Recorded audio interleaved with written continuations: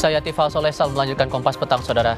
Wakil Ketua DPR RI Sufmi Dasko Ahmad menyebut pembahasan tunjangan termasuk tunjangan perumahan bagi anggota DPR periode 2024-2029 baru akan dibahas pekan depan. Ia belum tahu apakah pimpinan tetap mendapat rumah jabatan atau dikonversi menjadi tunjangan sewa rumah.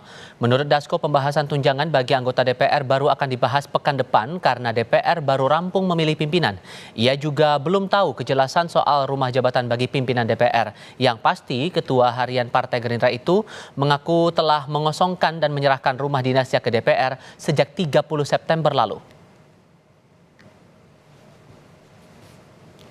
Nah, saya sampai hari ini juga belum menerima kabar tentang rumah dinas pimpinan. Karena rumah dinas pimpinan dan fasilitas yang lain kita sudah serah terimakan per 30 September.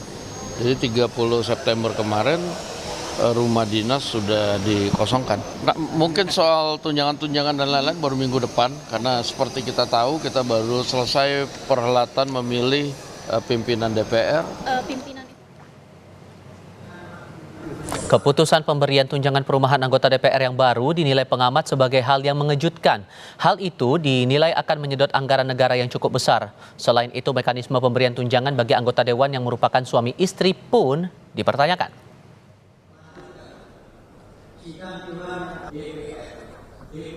Belum berapa hari DPR baru ini dilantik, mereka sudah harus akan mendiskusikan atau dihebohkan dengan wacana penggantian rumah dinas dengan tunjangan bulanan gitu ya.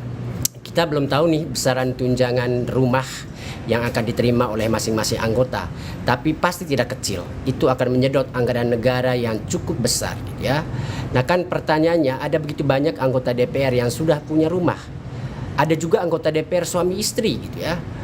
Bagaimana DPR nanti akan menghitung tunjangan rumah mereka itu? Apakah dihitung sama rata saja dengan mereka yang baru terpilih tapi nggak punya rumah di Jakarta gitu ya?